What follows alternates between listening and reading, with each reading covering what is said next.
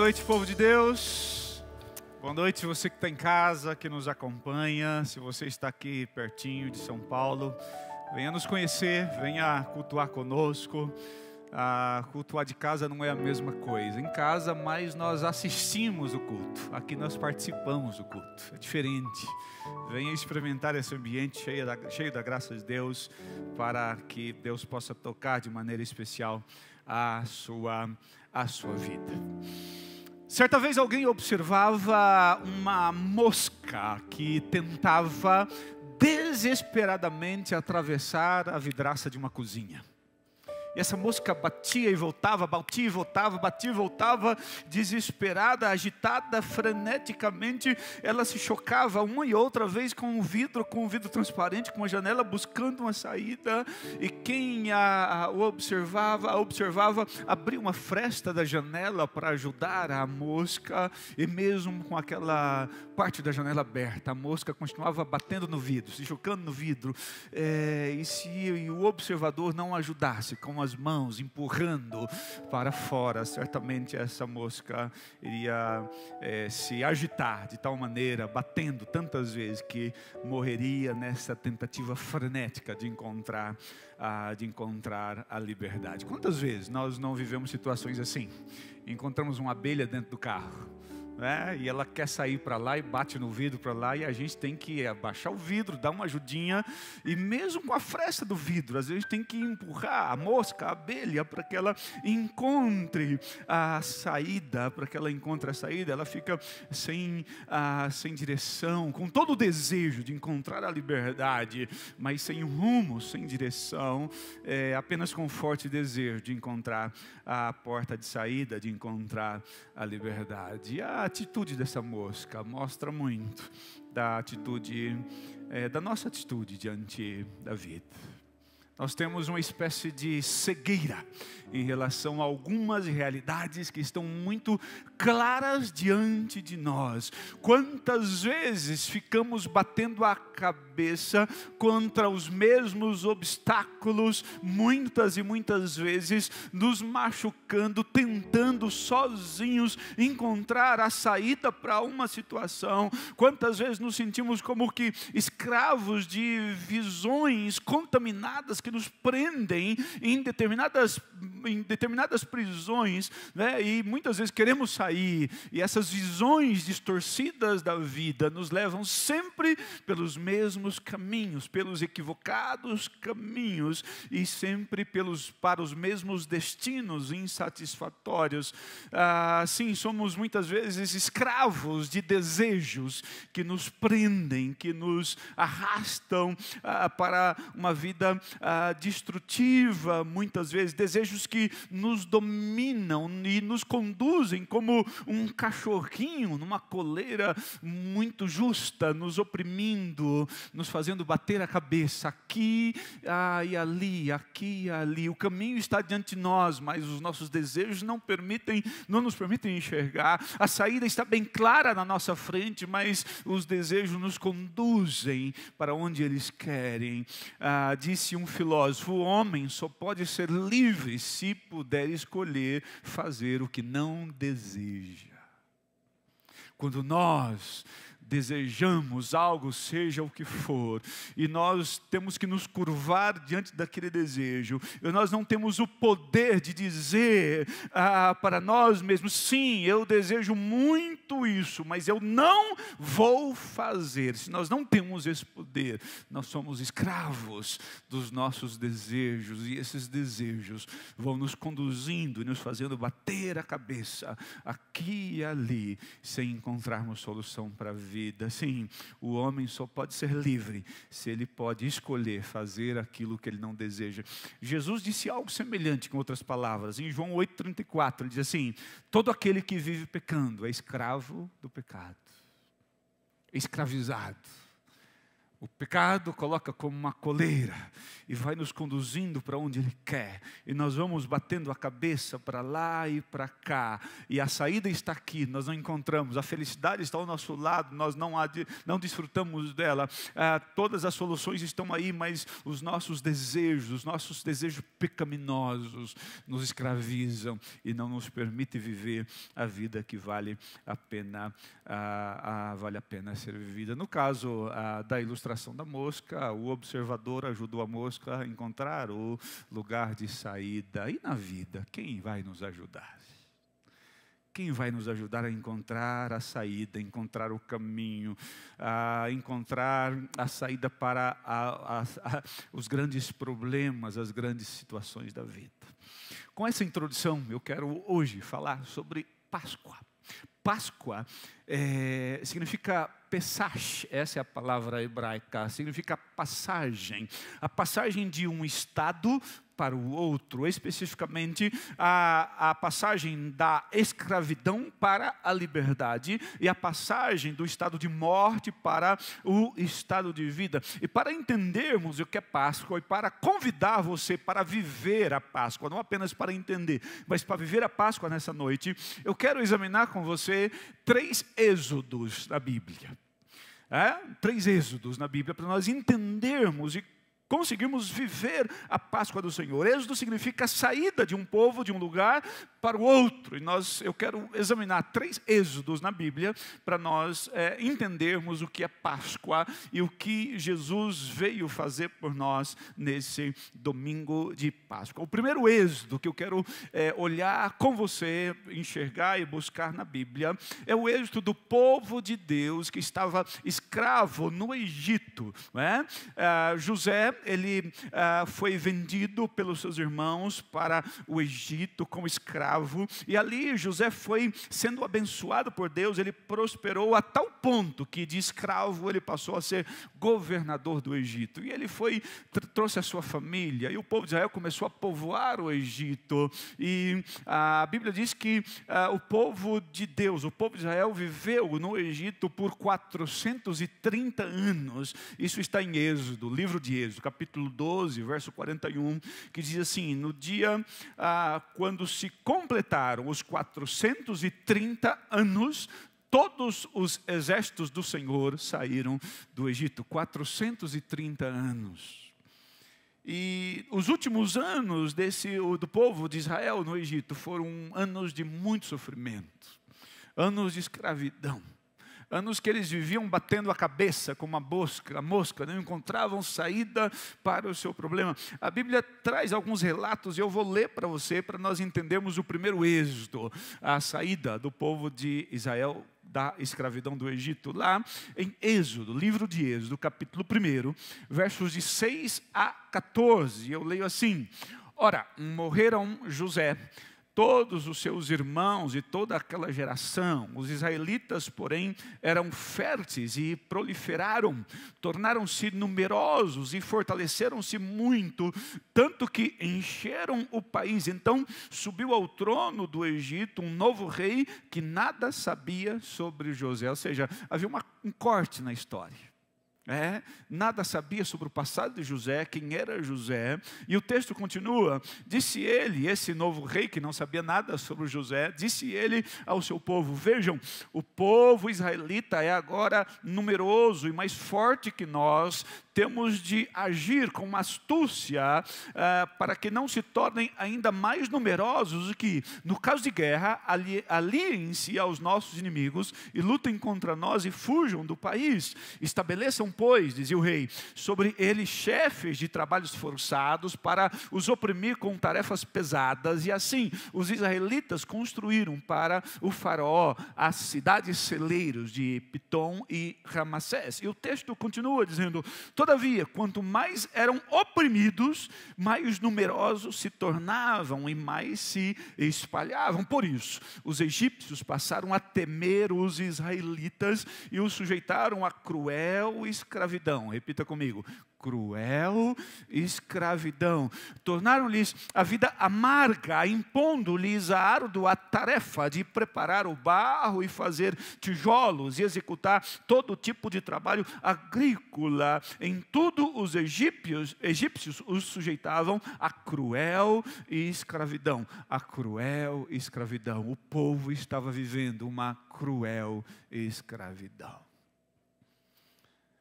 E aí Deus, ouvindo o clamor do seu povo, porque o povo clamava, o povo batia a cabeça daqui e dali, não encontrava saída, estavam oprimidos, tristes, sem esperança nenhuma, uma angústia profunda, e eles clamavam a Deus, e Deus ouviu o clamor do seu povo. E lá em Êxodo capítulo 3, se você for 2 ou 3 páginas para frente, Êxodo capítulo 3, versos 6 a 12, Deus então chama Moisés. Moisés está andando e Deus aparece numa sarça que queimava, mas não queimava, era só o fogo presente. E aí, nesse encontro com Moisés, Deus diz assim, isso está em Êxodo capítulo 3, versos de 6 a 12, diz assim a palavra: disse ainda, eu sou o Deus de seu pai, Deus se apresentando a Moisés, de Abraão, de Isaque e de Jacó. Então Moisés cobriu o rosto e teve medo de olhar para Deus. Disse o Senhor: de fato tenho visto a opressão sobre o meu povo no Egito, e também tenho escutado o seu clamor por causa dos seus seus feitores. Eu sei o quanto eles estão sofrendo. Aqui, nessa palavra de Deus para Moisés, eu aprendo alguma coisa. Os nossos gemidos nunca são, os gemidos que fazemos nas nossas orações, nunca são jogados ao vento. Deus sempre ouve a oração de um oprimido. A oração do povo chegou a Deus. Talvez você esteja no seu cantinho, sozinho, a sua esposa não saiba, o seu marido não saiba, seus pais não saibam. Você está ali clamando a Deus, oprimido com algo íntimo. Eu preciso dizer para você, Deus está ouvindo os seus gemidos. Deus está ouvindo o seu clamor, Ele está vendo o seu sofrimento. De fato tenho visto a opressão sobre o meu povo do Egito, é a palavra de Deus. E o texto continua, o diálogo de Deus com Moisés: por isso desci para livrá-lo, Deus dizendo, das mãos dos egípcios, e tirá-los daqui para uma terra boa e vasta, onde manam leite e mel, e a terra dos cananeus, dos hititas, amorreus, fariseus, heveus e os jebuseus. Pois agora o clamor dos israelitas chegou a mim, diz o Senhor, e tenho visto como os egípcios os oprimem. Deus está vendo aqueles que estão oprimindo você, e Deus já está tomando providência. Deus está vendo isso. Vá, pois agora eu o envio a Faraó para tirar do Egito o meu povo, os israelitas, Deus diz a Moisés. E Moisés, assustados, para diante de Deus e diz: como assim, Senhor? Eu não estou entendendo. Quem sou eu? Faraó? Aquele cara lá bravo, aquele que... Mas, Senhor, quem sou eu? E Moisés, porém, respondeu a Deus: quem sou eu para apresentar-me ao Faraó e tirar os israelitas do Egito? Quantas vezes Deus confia tarefas grandes a nós e nós dizemos assim: quem sou eu, Senhor? Sabe o que Deus responde? Deus respondeu assim para Moisés. Deus afirmou diante do questionamento de Moisés: quem sou eu? Essa tarefa é grande demais para mim. Deus afirmou: eu estarei com você. Esta é a prova de que eu sou quem eu sou. Quando você tirar o povo do Egito, vocês prestarão culto a mim nesse monte. Esta foi a celebração da Páscoa. O povo saiu e depois da liberdade, eles cultuaram a Páscoa do Senhor, a saída, a Pessach, a passagem da escravidão para a liberdade. Sempre que Deus colocar algo grande nas suas mãos, nunca pergunte: quem sou eu, Senhor? Porque o Senhor diz para você: eu estarei contigo. Eu estarei contigo. Não é você quem vai fazer, você vai ser apenas um instrumento. Eu vou fazer através de você. Não diga não para grandes tarefas que Deus colocar nas suas mãos. eu estarei contigo. Esse foi o primeiro êxodo, da escravidão para a liberdade.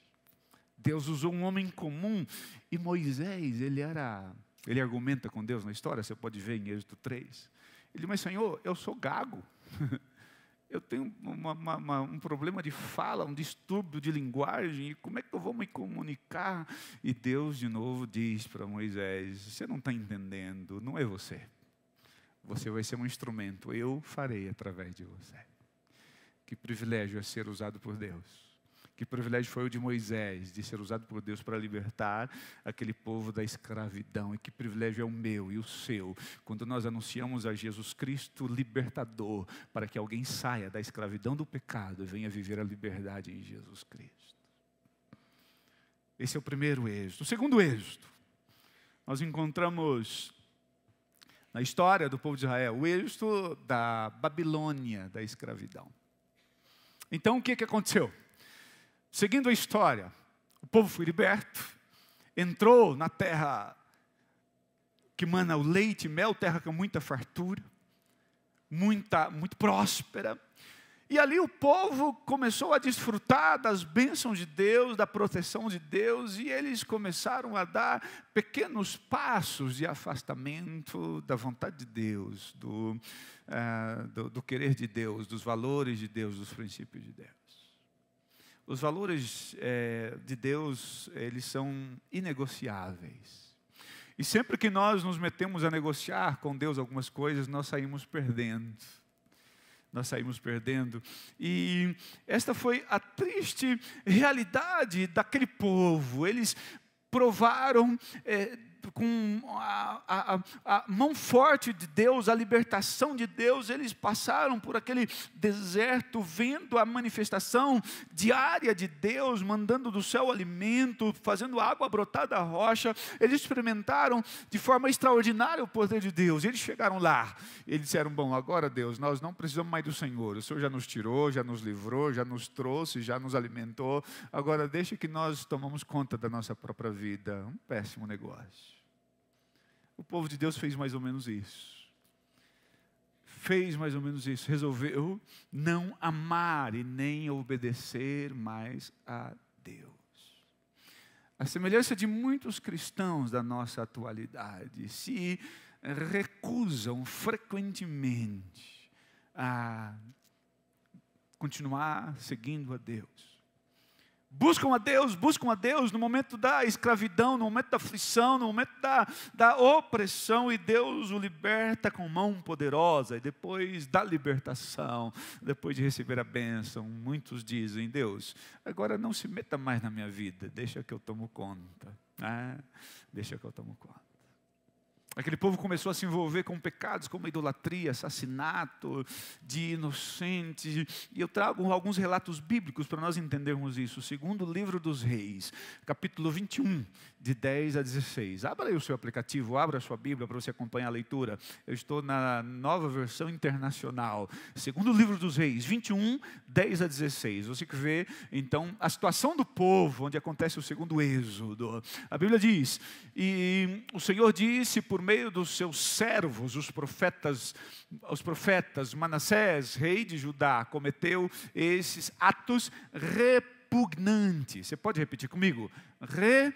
Repugnantes. Agiu pior do que os amorreus que os antecederam, e também levou Judá a pecar com ídolos que fizera. Portanto, assim diz o Senhor, o Deus de Israel, causarei uma tal desgraça em Jerusalém. Leia aí na Bíblia para você não pensar que eu estou inventando isso. Causarei uma tal desgraça em Jerusalém e em Judá, que os ouvidos de quem ouvir a respeito ficarão zumbindo. A coisa vai ser forte, Deus está dizendo. Estenderei sobre Jerusalém o fio de medir utilizado contra Samaria e o fio de prumo usado contra a família de Acabe. Limparei Jerusalém como se lava um prato, lavando-o e virando-o de cabeça para baixo. Eu estou no segundo livro dos Reis, capítulo 21, de 10 a 16. O texto continua: abandonarei o remanescente da minha herança e o entregarei nas mãos dos meus inimigos. Serão despojados e saqueados por todos os seus adversários, pois fizeram o que eu reprovo e me provocaram uma ira, desde o dia em que os seus antepassados saíram do Egito até hoje. Manassés também derramou tanto sangue inocente que encheu Jerusalém de um lado a outro. Além disso, levou Judá a cometer pecado, a fim de que fizessem o que o Senhor reprova. Era essa a situação do povo. Imagina, escravos, 430 anos, gerações, e Deus com poder os liberta, os traz debaixo da sua poderosa mão e os coloca numa terra próspera. E aí esse povo começa a se afastar novamente de Deus. Novamente de Deus. Olha o que diz Jeremias 3,13. Mas reconheça o seu pecado. Deus dando a oportunidade para o povo. Reconheça o seu pecado. Você se rebelou contra o Senhor, o seu Deus, e ofereceu os seus favores a deuses estranhos, debaixo de toda árvore verdejante, e não me obedeceu, declara o Senhor, declara o Senhor. E aí, segundo o livro das Crônicas, 36, para nós entendermos o segundo êxodo, segundo o livro das Crônicas, 36, de 15 a 19, eu leio assim: o Senhor, o Deus dos seus antepassados, advertiu-os várias vezes por meio dos seus mensageiros, pois ele tinha compaixão de seu povo e do lugar da sua habitação, mas eles zombaram dos mensageiros de Deus. Desprezaram as palavras dele e expuseram ao ridículo seus profetas, até que a ira do Senhor se levantou contra o seu povo e já não houve remédio. O texto continua, então, ele enviou contra eles o rei dos babilônios, que no santuário matou os seus jovens à espada, não poupou nem rapazes, nem moças, nem adultos, nem velhos. Deus entregou todos eles nas mãos de Nabucodonosor. Este levou para a Babilônia todos os utensílios do templo, tanto os pequenos como os grandes, juntamente com os tesouros do templo do Senhor, os do rei e os seus oficiais. Os babilônios incendiaram o templo de Deus e derrubaram o muro de Jerusalém, queimaram todos os palácios, né? E destruíram todos os utensílios de valor que havia neles. E então chega o juízo de Deus, mais uma vez, sobre o povo que decide viver sem o Senhor Deus. O cativeiro babilônico não foi nada fácil para os judeus. Eles foram humilhados, foram maltratados, insultados, angustiados ao extremo, foram esmagados. Eles foram esmagados por Deus, pastor? Não, eles foram esmagados pelos seus próprios pecados. Eles foram esmagados por sua rebeldia, por sua falta de humildade em atender o chamado de Deus. Aquele povo, assim como muitos de nós hoje, eles estavam fazendo mais ou menos assim. Imagine o peixe, se pudesse falar. Ele dissesse: eu tenho liberdade, eu vou fazer o que eu quero na minha vida, e a partir de hoje eu decido viver fora d'água. Alguém pode dizer para o peixe: ok, você é livre para decidir viver fora d'água, mas eu preciso dizer para você que fora d'água não é possível viver. Para você, peixe, só a vida na água. Fora d'água não é possível viver. As leis naturais dizem que o peixe até pode se achar livre para viver fora d'água, mas as leis naturais dizem que se ele abandonar a água, a partir do momento que ele abandonar a água, ele começa a morrer. Assim como não há vida para o peixe fora d'água, não há vida para o homem fora de Deus. O homem pode até dizer: eu sou livre, eu não quero saber dos valores eternos de Deus.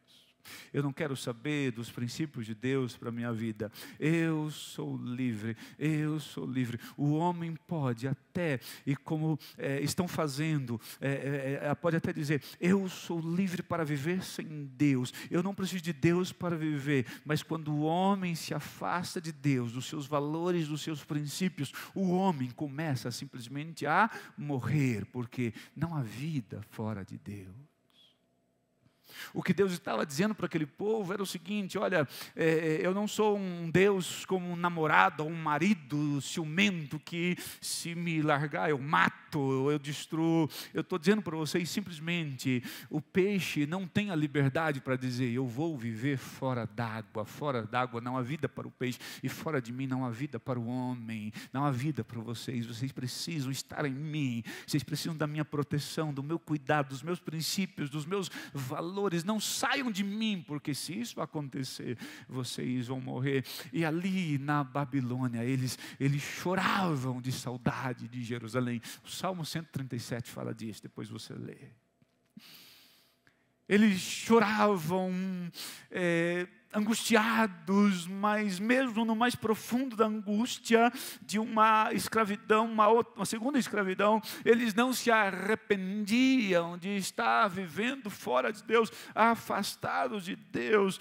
Muito da ausência de vida que existe em nós, que existe no homem hoje, se deve ao afastamento desse homem, dos propósitos de Deus, das orientações de Deus, dos princípios de Deus. Muitas vezes nós, assim como o povo de Israel, o povo, assim como os judeus, nós queremos ser moderninhos, queremos adotar princípios legais e maneiros para a nossa vida, para o casamento, para o namoro, para a forma de lidar com a família, com o dinheiro, com a profissão. Nós educamos os filhos com princípios maneiros e modernos, e pós-modernos e hipermodernos, mas quando nos afastamos de Deus e dos seus princípios, nós começamos a morrer, o casamento começa a morrer, a família começa a morrer, e olhamos ao nosso redor e não encontramos mais vida no casamento, mais vida na família. Nós trabalhamos e até ganhamos muito dinheiro, moramos em casas mais confortáveis, dirigimos carros mais luxuosos, fazemos viagens mais interessantes, mas olhamos para dentro de nós e não há vida, porque não há vida longe de Deus. Não há vida longe de Deus. Vivemos muitas vezes à beira do abismo conjugal, estamos perdendo os nossos filhos para o mundo, para as drogas, para a depressão, não temos mais o respeito dos nossos filhos, valores da Babilônia estão invadindo a nossa mente, o nosso casamento, a nossa família, os nossos lares, as nossas igrejas, estamos nos afastando de Deus e longe de Deus, não há possibilidade de vida. Então eu vou para o último texto para entendemos o segundo êxodo. Apocalipse 18, de 1 a 4, diz assim: depois disso, vi outro anjo que descia do céu, tinha grande autoridade, Apocalipse 18, de 1 a 4, e a terra foi iluminada por seu esplendor, e ele bradou com voz poderosa: caiu a grande Babilônia, ela se tornou habitação dos demônios, antro de todo espírito imundo, antro de toda ave impura e detestável, pois todas as nações beberam no vinho da fúria da sua prostituição. Os reis da terra se prostituíram com ela, à custa do seu luxo excessivo. Os negociantes da terra se enriqueceram. Babilônia, habitação de demônio, de prostituição, de todo tipo de coisa impura e detestada por Deus. Muitas vezes os valores da Babilônia estão invadindo as nossas casas, as nossas famílias. E a parte final do texto diz assim: então ouvi outra voz do céu que dizia: saiam dela, saiam da Babilônia, saiam dela vocês, meu povo, para que vocês não participem dos seus pecados, para que as pragas que vão cair sobre ela não os atinjam. Deus estava dizendo para o povo que estava no cativeiro da Babilônia, não para que eles saíssem geograficamente de um lugar, mas para que eles tirassem Babilônia do seu coração, da sua mente, da sua vida, para que eles abandonassem os hábitos, costumes, princípios e valores das trevas, dos demônios. Deus estava clamando: saiam dela, tirem a Babilônia de dentro de vocês, porque se vocês tirarem a Babilônia de dentro de vocês, eu vou tirar vocês da Babilônia geográfica e vou levar vocês para um lugar de liberdade. Saiam dela, é a orientação de Deus. Saiam da Babilônia. Abandonem os costumes dos demônios, abandonem a prostituição, abandone tudo que é impuro, que é detestável por Deus. E a mesma palavra de Deus para aquele povo serve para mim, serve para nós nos dias de hoje. Deus está dizendo para mim, para você: saia da Babilônia, abandone os seus valores, abandone as práticas demoníacas que têm entrado na sua casa, destruído a sua família. Você precisa permitir estar perto de mim, porque longe de mim você não encontrará vida. Segundo o êxodo. E o terceiro êxodo, o segundo também, o povo foi trazido de volta da escravidão para a liberdade. E o terceiro êxodo da Bíblia, eu começo lendo com você Romanos capítulo 10, verso 4, para nós entendermos. A Bíblia diz assim: porque o fim da lei é Cristo, para a justificação de todo aquele que crê. Traduzindo o que Paulo está dizendo à igreja de Roma, ele está dizendo o seguinte: todo o Antigo Testamento, todas as profecias, todas as leis morais, cerimoniais do Antigo Testamento tinham o objetivo de apontar para uma pessoa. A finalidade de toda a lei do Antigo Testamento tinha a finalidade de apontar para Jesus Cristo. É isso que Paulo está dizendo. Tudo que foi escrito, todas as páginas, todas as vírgulas, todas as palavras, se bem interpretadas, têm o objetivo de apontar para uma só pessoa, para Jesus Cristo. Então, nós entendemos aqui o terceiro êxodo, o êxodo da lei para a graça. Tudo aponta para Cristo. O fim da lei é Cristo. João 1,17 diz assim: pois a lei foi dada por intermédio de Moisés, a graça e a verdade vieram por intermédio de Jesus Cristo.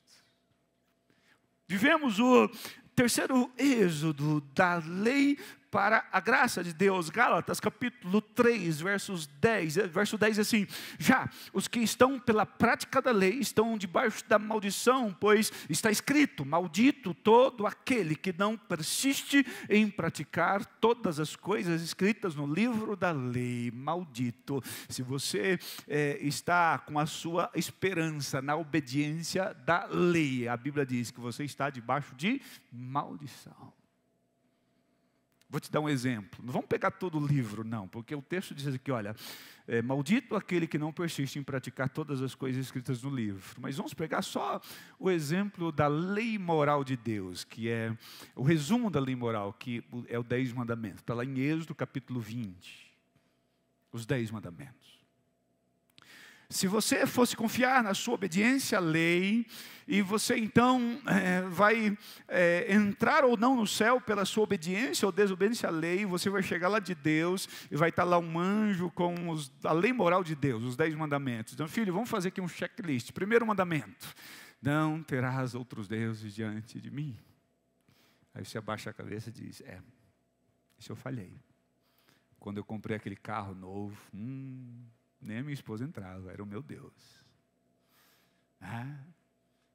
Eu idolatrei tanta coisa. Honra o teu pai e a tua mãe. Ai, quantas vezes na adolescência. Nessa também eu falhei. Não levantarás falsos testemunhos, não matarás, não furtarás, não adulterarás. E Jesus diz, quando o homem olha para uma mulher com desejo, já está adulterando, e você diz, Senhor, não tem outro jeito não, porque não vai dar. Se depender da minha obediência, não tem como, porque eu quebrei todas as regras. Quando alguém quebra uma regra, uma lei do Código Civil Penal, se torna criminoso diante dos homens. Quando nós quebramos uma lei moral de Deus, nos tornamos criminosos diante de Deus. Já os que estão pela prática da lei estão debaixo da maldição, pois está escrito, maldito. Está debaixo de maldição todo aquele que não persiste em praticar todas as coisas descritas no livro da lei. Aí que eu quero que você entenda o êxodo da lei para a graça. Verso 13, Gálatas 3:13, diz o quê? Cristo nos redimiu da maldição da lei, aleluia. Quando se tornou maldição em nosso lugar, pois está escrito, maldito todo aquele que for pendurado no madeiro. Da lei para a graça.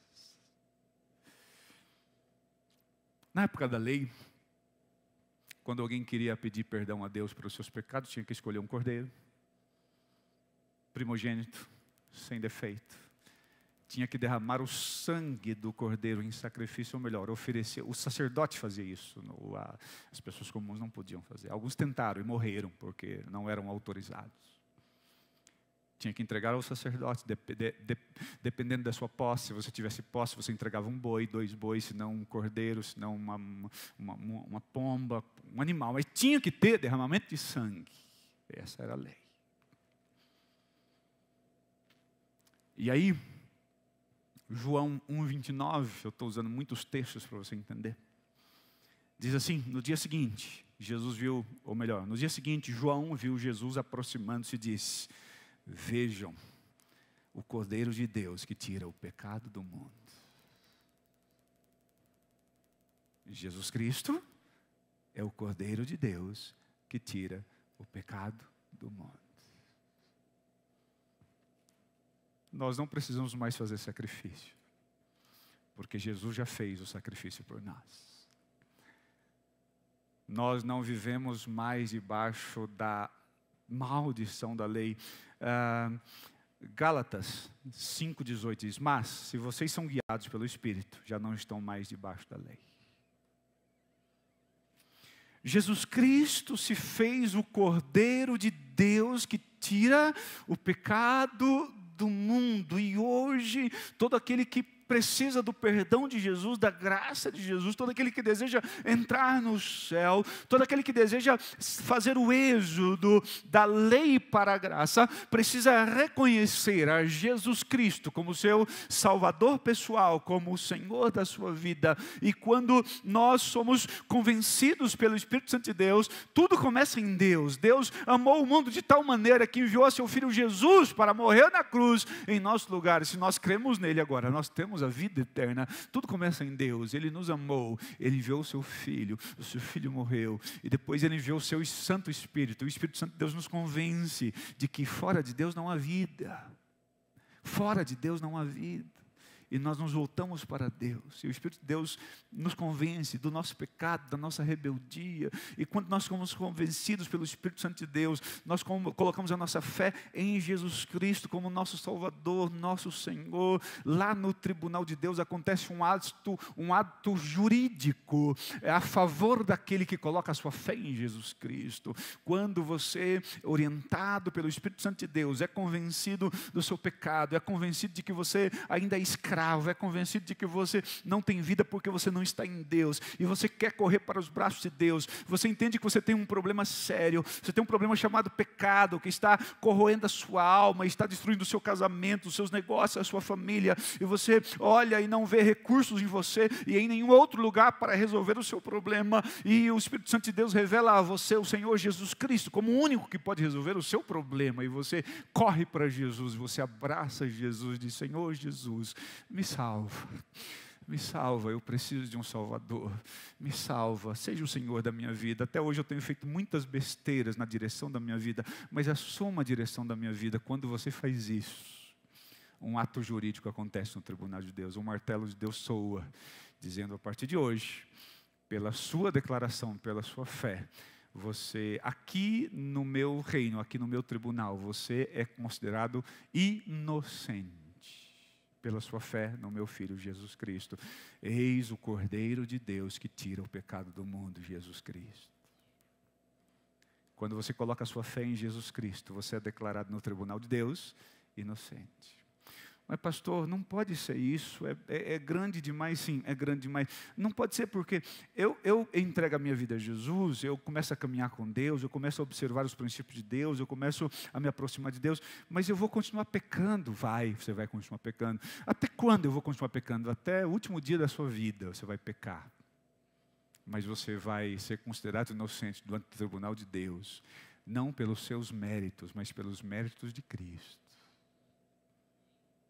Pelos méritos de Cristo, porque você creu no Filho de Deus, no Cordeiro de Deus que tira o pecado do mundo. Você depositou nele a sua fé e a sua confiança, e esse é o sistema de justiça de Deus. Quando você se arrepende dos seus pecados, quer se tornar uma nova criatura, é convencido por Deus para abandonar uma vida velha e começar uma vida nova com a sua esposa, com seu marido, com a sua família, com novos valores, com novos princípios. Quando você faz isso, você é aceito por Deus. Esse é o sistema de justiça de Deus. Você é aceito por Deus por sua fé em Jesus Cristo.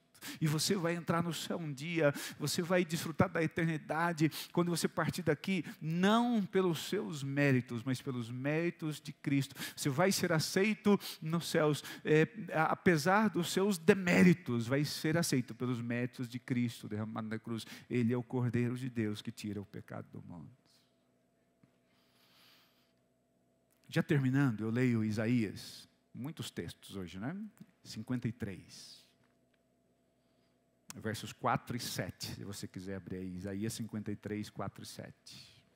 A 7 diz assim: certamente Ele tomou sobre si as nossas enfermidades, e levou sobre si levou as nossas doenças. Muitas enfermidades que você pode estar sofrendo, podem ser enfermidades espirituais, que quando Jesus entrar na sua vida, de verdade no seu coração, você pode ser imediatamente curado. Eu não estou dizendo que todas as doenças são espirituais. Muitas outras, você vai precisar de um médico, de um psicólogo, de um psiquiatra. Mas existem enfermidades que são espirituais, e Jesus levou essas doenças. Contudo, nós o consideramos castigado por Deus, pois por Ele atingido e afligido. Quem colocou Jesus Cristo naquela cruz foi o próprio Deus, por amor a nós. Foi Deus quem matou o seu Filho, porque Deus amou o mundo de tal maneira que deu o seu Filho Jesus para morrer em meu lugar. Vocês se lembram da ira de Deus contra o povo de Israel? De, olha, eu vou entrar, eu vou derramar minha ira sobre vocês, os jovens, os velhos, ninguém vai ser poupado. A ira de Deus se acende contra todo o pecador, se acende contra mim, contra você, quando nós quebramos a lei de Deus, quando nós nos tornamos criminosos diante de Deus. Imagine, para você entender a ira de Deus, imagine que imagina que possa existir um meteoro do tamanho do planeta Terra, e esse meteoro vem com toda a velocidade em direção ao planeta Terra, mas o propósito, o alvo desse meteoro não é o planeta, é a sua casa, é a sua vida, porque você é pecador. Esse meteoro, maior do que a Terra, do tamanho da Terra, é a ira de Deus que vem contra você, contra mim, contra todo pecador. E esse meteoro está vindo com toda velocidade para nos destruir, para nos esfacelar, para de fato nos destruir. E de repente, quando eu reconheço que eu estou nessa situação, debaixo da ira de Deus, e que minha alma será destruída, será lançada na eternidade distante de Deus, porque eu sou pecador, e todo pecador está debaixo da ira de Deus. E quando esse meteoro vem se aproximando de mim, e eu digo: Senhor Jesus, me salva. E o Senhor Jesus então se coloca entre você e o meteoro, e esse meteoro vem para o peito de Jesus, estraçalha Jesus. Foi exatamente isso que aconteceu. A ira de Deus consumiu Jesus naquela cruz. Mas ele foi transpassado por causa das nossas transgressões, foi esmagado por causa das nossas iniquidades. Isaías 53, 4 e 7. O castigo que nos trouxe a paz, hoje nós temos paz, mas o castigo que nos trouxe a paz estava sobre ele, por suas feridas nós fomos curados. Todos nós, tal como ovelhas, nos desviamos, cada um de nós se voltou para o seu próprio caminho, e o Senhor fez cair sobre ele, sobre Jesus Cristo, a iniquidade de todos nós. Ele foi oprimido, ele foi afligido, contudo não abriu a boca. Como um cordeiro foi levado para o matadouro, e como uma ovelha que diante de seus tosqueadores fica calada, ele não abriu a boca. Ele não abriu a boca. Isaías 53, 11 e 12, já vou terminando, 11 e 12.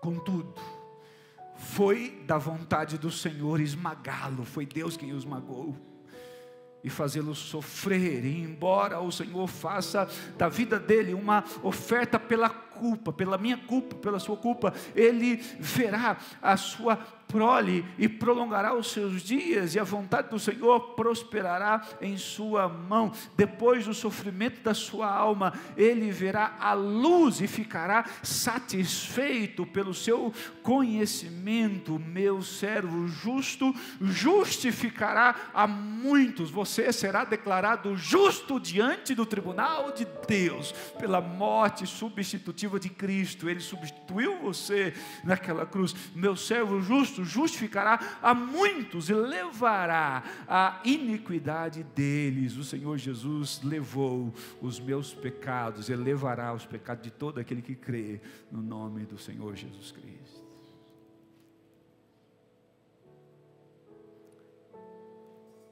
Somos escravos dos nossos desejos.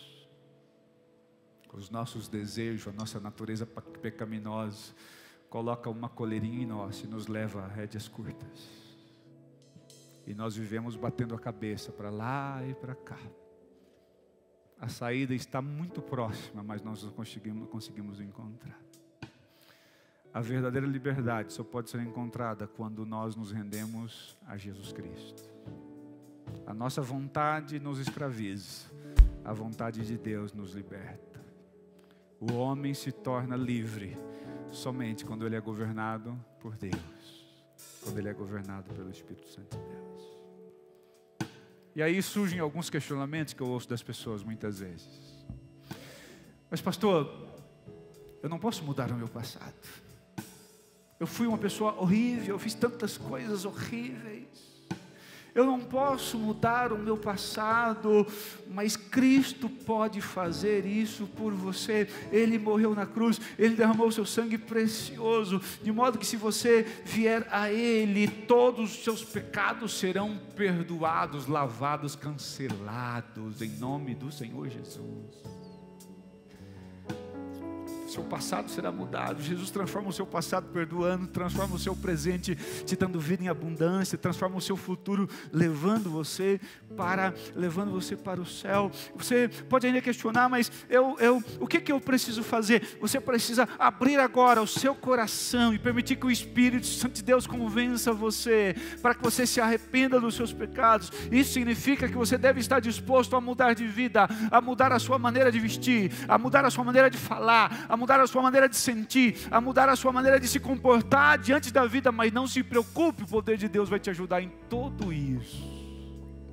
Ele veio para transformar a sua vida. Você pode dizer, mas pastor, eu entendo, mas eu não tenho poder, eu sofro muitas tentações daqui e dali, eu não posso mudar, eu tenho hábitos horríveis que eu carrego desde a minha infância, e até hoje eu estou escravizado por esses hábitos. Eu sei que são coisas erradas, eu sei que são hábitos destrutivos, está destruindo a minha vida, está destruindo a minha família, eu não tenho poder para mudar essas coisas. Venha Cristo, porque Ele tem poder para fazer tudo diferente na sua vida.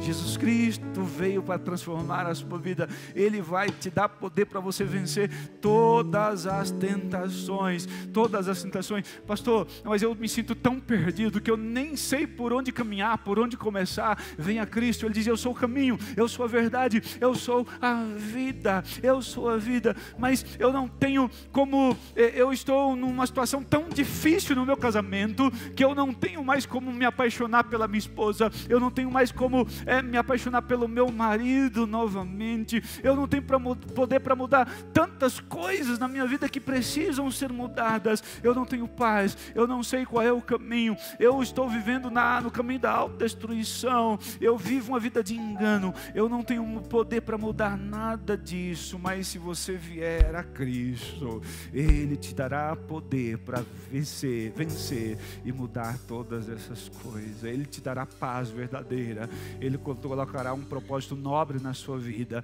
Ele dará sentido para a sua existência, Ele renovará o seu casamento, Ele renovará a sua família. Ele tem poder para levar você, isso é Páscoa, da escravidão para a liberdade, da morte para a vida, das trevas para a luz, da perdição para a salvação. Só Jesus, o ressuscitado, pode fazer isso por você, e Ele quer fazer isso por você nesta noite.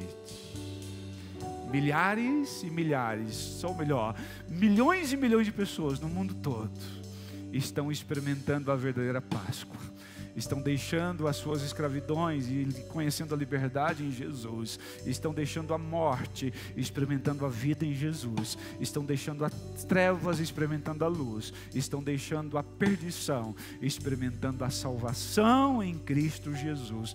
Milhões de pessoas ao redor do mundo estão experimentando o poder transformador de Jesus Cristo, e hoje você pode experimentá-lo, você pode fazer isso aqui e agora, em nome de Jesus. Eis o Cordeiro de Deus que tira o pecado do mundo, o Senhor Jesus Cristo. Você pode abaixar sua cabeça um instante, fechar os seus olhos. Se você ouviu esta palavra de Deus e nada tocou o seu coração, não se preocupe, eu não me dirijo a você agora, você aqui do templo, você de casa. Mas se você ouviu essa palavra e algo tocou o seu coração, algo mexeu com você, é o Espírito Santo de Deus que está te chamando da escravidão para a liberdade. Esse algo que você sente que mexe com você agora, independente de quem você seja, em que situação você esteja, esse algo que toca o seu coração é o Espírito Santo de Deus chamando você das trevas para a sua maravilhosa luz, da morte para a vida, da perdição para a salvação. Assim como o peixe não tem liberdade para viver fora d'água, assim como não há vida para o peixe fora d'água, não há vida para o homem fora de Deus. Você precisa entender isso, e você precisa hoje, agora, hoje, aqui e agora, entregar o seu coração para Jesus e dizer: Senhor Jesus, venha governar a minha vida, eu te recebo como meu Salvador e meu Senhor, Senhor pessoal da minha vida. Você precisa de Jesus, você precisa de um Salvador. E Jesus Cristo, nesta noite, se apresenta como seu Salvador e o seu Senhor pessoal. Pai querido, em nome de Jesus Cristo, nosso Senhor, eu quero pedir que o Teu Santo Espírito salve vidas nesta noite. Eu quero pedir que o Senhor possa produzir alguns êxodos na vida dos meus amigos e irmãos, que muitos possam deixar a escravidão e abraçar a liberdade do Senhor, que muitos possam deixar as trevas e abraçar a luz do Senhor, que muitos possam deixar, ó Deus, as suas prisões e encontrar a liberdade do Senhor. Eu quero suplicar que nesta noite, pelo poder da Tua palavra e do Senhor que está aqui, que haja libertação no nosso meio, que haja cura no nosso meio, que haja salvação no nosso meio, para a glória do Teu santo e bendito nome. Haja no nosso meio nesta noite, salvando, libertando e curando, em nome de Jesus, em nome de Jesus.